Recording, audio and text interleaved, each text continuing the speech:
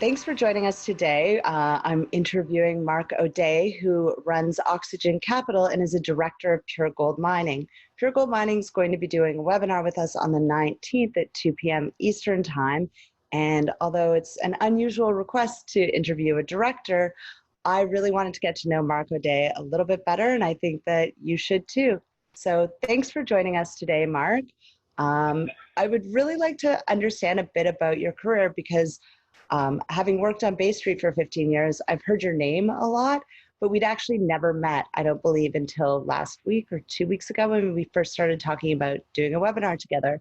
And since then, I've learned a lot about you, that you're a doctor, that you've built 3 mines in the last little while and have had a very long and successful career. And you were top 40 under 40 too. I think that was a while ago, but I'm not going to say you out. I'm on the next decade now, 52. So now that I've given the bio for you, you can just say hi and we're done. So thanks for joining us. Just tell us a little bit about your background, your career. Sure. I mean, I fell in love with geology back in undergrad and have pursued it ever since. So it's become my sort of passion and vocation in life, really. And pursued the academic career for a number of years, went on and did a PhD in Australia and really sort of fell in love with structural geology. And at that point became pretty evangelical about how important structural geology was to mineral deposits. And that's sort of become the theme that's stitched together all of the projects that I've worked on over the last 20 years, really, since I've been running public mining companies. So I started my first public mining company in 2001 called Frontier Development Group, which later morphed into Frontier Gold. And it went through many sort of iterations and dead ends along the way, but ultimately we had success. Started out in Red Lake, and we're kind of back home. At PureGold, started out in Red Lake. We branched off to Turkey in a big joint venture with Teck, found lots of open pitable gold, which ultimately is getting developed right now by Alamos. We sold that to Alamos. Had a foray in uranium, started a company called Aurora during the uranium boom. Started in 2004. We ultimately sold that to Paladin in 2011. But we were drilling off one of the largest hard rock uranium mine or deposits in the world in coastal Labrador. So, that decade from 2001 to 2011 was action-packed. It was an exciting period for all of us in the sector. It was a phenomenal bull market, lots of fun, lots of money to be raised and created. And we ultimately sold Frontier in 2011 to Newmont for $2.3 billion in cash and crystallized a whole bunch of value for our long, patient shareholders. It was a great moment, and really what led up to that acquisition was the discovery of a project called Long Canyon, which is an open pit Carlin-style deposit in Nevada that our team of scientists really unlocked the secrets of and put a brand new piece of real estate in the Carlin category in Nevada. And Moira Smith's credited for that. She just won a big award at ABC this year for her work there. And so that was the end of that chapter. And then post 2011, we've kind of been in a different phase in the market, and we started Oxygen Capital, and with the premise that the whole team would stay together and we would pursue multiple opportunities and sort of purpose-built companies. Oxygen's a metaphor for life, and we're breathing new life into ventures, incubating them, building management teams around them. And we've done that for 4 companies now since 2011, 4 public companies. And, some have been sold. TrueGold, for example, was the product of that exercise. We started a company called Blue Gold that merged with Riverstone. We formed TrueGold, built the Karma mine in Burkina Faso, and sold that to Endeavour in 2016. And right now in our portfolio in Oxygen, we've got 4 public companies, one of which is PureGold. It's the most advanced and closest to production. We're literally 6 months away from production in Canada. We've also got Liberty Gold, which is on the heels of a brand new discovery in Idaho called Black Pine, which is an exciting, again, Carlin-style system. So we've got a lot of experience in that. And Discovery Metals, which is based in Toronto. And that's just acquired the Cordero project, which is a very large silver, polymetallic but silver-dominated system in Chihuahua State. And finally, Sun Metals, which has made an exciting polymetallic but copper gold discovery in northern BC called Stardust. That's so quite it's been a busy time. Yeah, that's quite an impressive CV you've given us. So one thing that I'm hearing is you've had a career that spans multiple continents, multiple assets, asset classes, commodities. What really ties everything together for you from an investment perspective? Like, what do you really look for when you're looking at a project? You know, the filter that we look at everything through, there's really 4 boxes, and it's probably not unlike what most investors or analysts or other corporates look at. And those boxes are location, grade, size, and growth. And let's talk about PureGold right now because it's topical, and really I want to focus on that opportunity. It's also why I invited you here. That worked out great then. Right, But please go ahead. Let's talk about each of those things. So let's talk about location first, right? So Red Lake, Ontario. There are 30 million reasons to like Red Lake, Ontario. It's produced 30 million ounces of gold over the past 80 years, and it's become world famous for some of the highest grade gold deposits at any mine in the world. In fact, it's a place where companies are born and bred. It's a place where tier 1 companies are created, like Goldcorp. It became what it was because of Red Lake. Placer Dome, it was the bread and butter and jewelry box of Placer Dome for decades. They'd go into the Campbell mine and, you know, meet their annual production by mining out an extra couple of rounds in a stope, and they'd be done, right? So it exists, Red Lake exists as a place because of mining itself. So we couldn't get a better location, so that box is ticked. And in fact, many of us on the PureGold team, me included, actually cut our teeth in this business in Red Lake. So we've got a ton of sort of DNA in our bones here in Red Lake. You know, Darren Lebrenz, who's the CEO, I mean, one of his kids were born in Red Lake when he was the chief geologist of the Campbell mine for Placer Dome. You've got Chris Lee, who's our chief geologist, has spent a bunch of time working there. Phil Smerchansky, our VPX. On our board, besides me, you've got Rob Pease, who worked for Placer Dome his whole career before running his own public companies and spent a bunch of time in Red Lake. Maryse Belanger, who just joined our board, was Goldcorp's head of technical services and spent a lot of time at the mines in Red Lake. So in many ways, it feels like we're coming home, coming back to Red Lake like this. So I don't know if you want me to take a break there. I can keep going. No, I think that's great. I think it is really interesting that you offer this expertise on that regional play.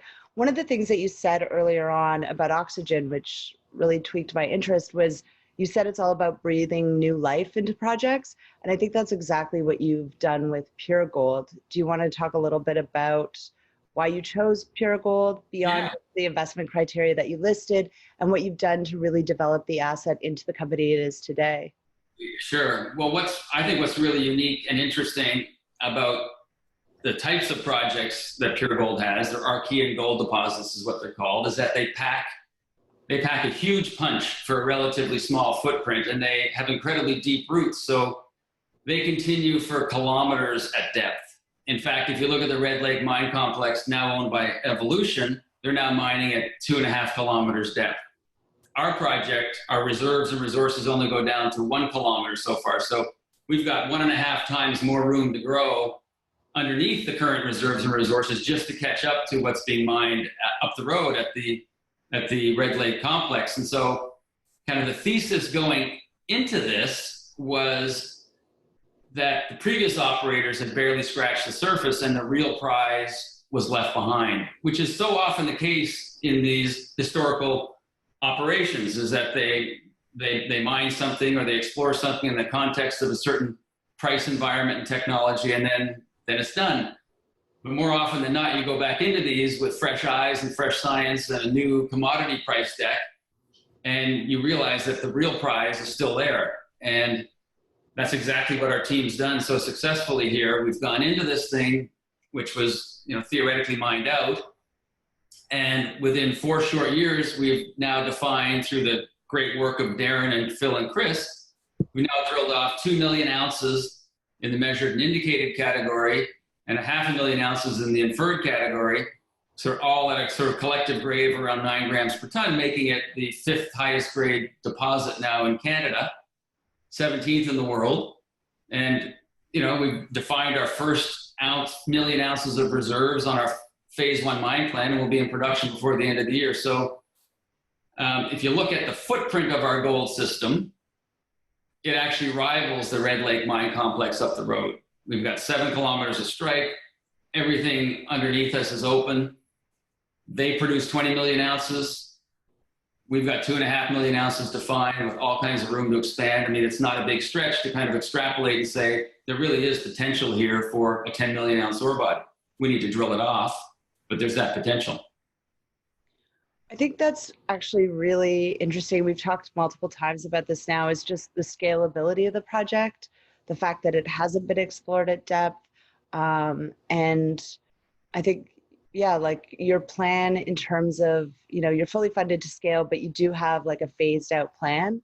And I think that the current feasibility study is not representative of what the asset will eventually become. Do you want to talk about that a little bit?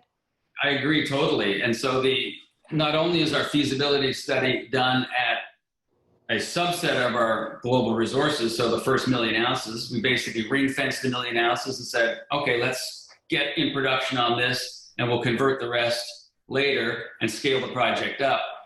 So not only is that initial reserve base not representative of the full potential here, but it was done at $1,250 gold, right? So at 1,700 US, which is equivalent to 2,400 Canadian. Don't forget we're in Canada here, so you get the currency benefit. This is a project that even on the phase 1 base case scenario is going to have a margin of about $1,250 or $1,300 Canadian per ounce, or $900 US per ounce. So it's extraordinary, the leverage we've got to the rising gold price here. And it's a project that's going to be highly profitable. I mean, even just 2 years ago, you would look at all-in sustaining costs or margins for producers of a couple $100, right? With the rising price of gold, everyone's free cash flow is now doubled or tripled. And we're delivering this project in that rising gold price environment. And I think we're going to reap the benefits, and hopefully that gets reflected in valuation. But in terms of scalability, I think one of the things I want to stress is grade in all this. And what I find exciting is that we haven't even begun exploring some of the extensions to the truly high grade parts of this deposit, like the 8 zone. We've labeled, there's one area in the mine called the 8 zone, where the average reserve grade is about 21 grams per ton instead of 10. It's wide open, it's not closed off in any directions, and it's just this big slug of gold down there at about 800 meters, ready to get mined out, but it's wide open for expansion. And some of the grades that we've hit down there, that have been hit down there, are 4.5 meters of 466 grams per ton and 5.5 meters of 342 grams per ton. So this is truly a high grade deposit that, as we get underground and expand some of these zones, convert resources to reserves, we're going to be able to ramp up from an initial 100,000 ounce a year producer to 150 or maybe even 200 over the course of a few years. Do you view this as just being one mine, or do you think that there's a district potential here? Well, I think the Red Lake district in general is, it's always sort of ripe for consolidation. So there's opportunities there on the M&A front.